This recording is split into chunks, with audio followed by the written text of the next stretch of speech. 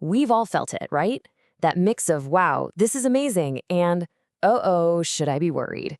We're talking about artificial intelligence, of course. Is it a tool? Is it a partner? Or is it here to replace us? Today, we are going to break down that fear and give you a real, practical roadmap to not just survive, but actually thrive in this new age of AI. All right, here's our game plan. First, we're going to tackle that big takeover fear head on. Then, we'll flip the script with a pretty fascinating economic argument that might just change how you see things. From there, we'll reframe AI as a powerful new utility, kind of like electricity. Then we get to the good stuff, defining your unique human advantage. And finally, we'll look at what this new augmented future could really look like. So let's just dive right in. The anxiety that so many of us are feeling, whether you're a student or deep in your career, really boils down to one question. Is this time different? After all the other tech revolutions, is this the one that finally makes us obsolete? This quote from Matt Walsh, it just nails the core of that fear, doesn't it? See, a tractor still needed a farmer. A computer still needed a programmer. The argument here is that AI is a tool that, well, it doesn't need a human at all.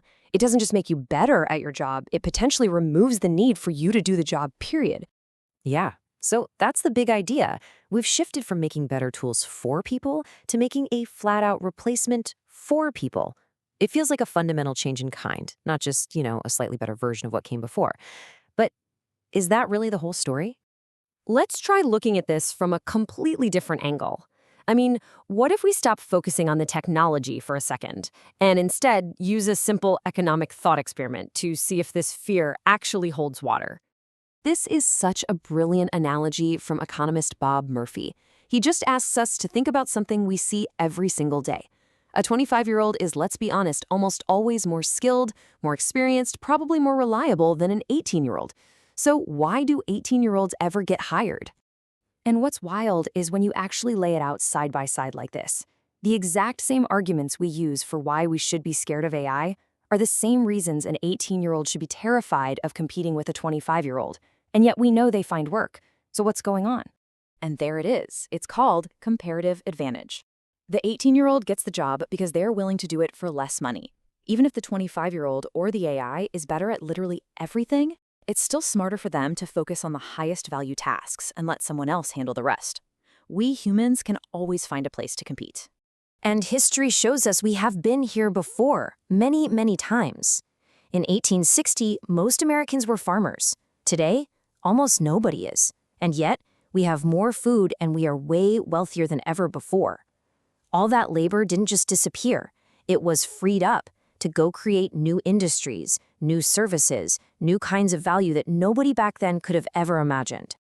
Okay, so if AI isn't this scary competitor that's going to make us all irrelevant, then what is it?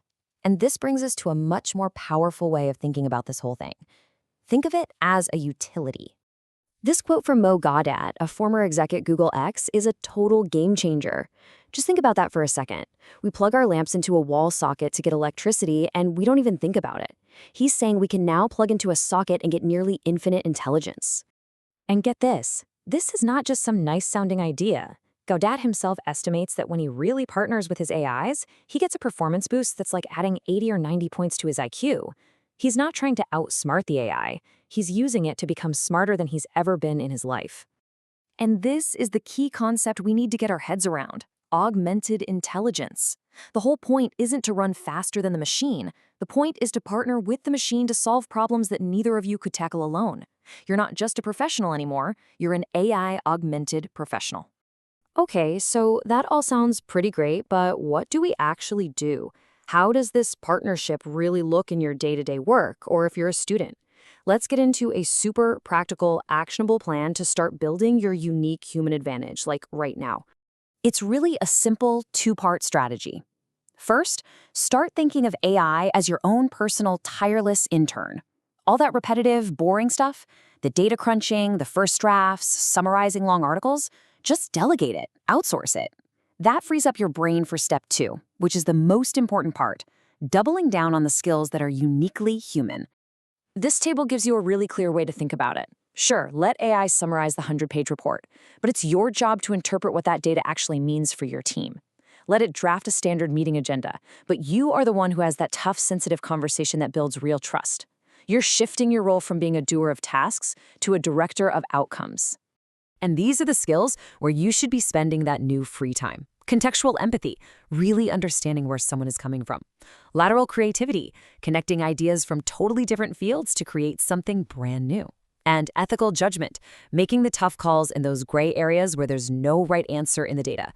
A machine just can't do this stuff because it hasn't lived a life. This quote just puts it perfectly. Your future value. It's not about being more logical or more efficient than a machine. That is a game you will eventually lose.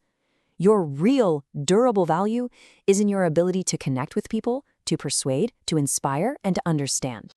All right, so let's put this all together and zoom out.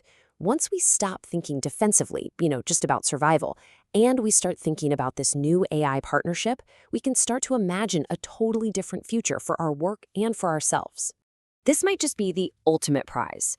For centuries, so much of human life has been structured around the need to just work, to labor. What if AI can take over a huge chunk of that work and free us up to focus on the things that actually make us human? Connection, creativity, discovery, purpose. This is a chance to completely redefine our relationship with work itself. So we're going to end with this question. The conversation is changing. It's not about what jobs are we going to lose anymore. It's about what massive problems can we now finally solve.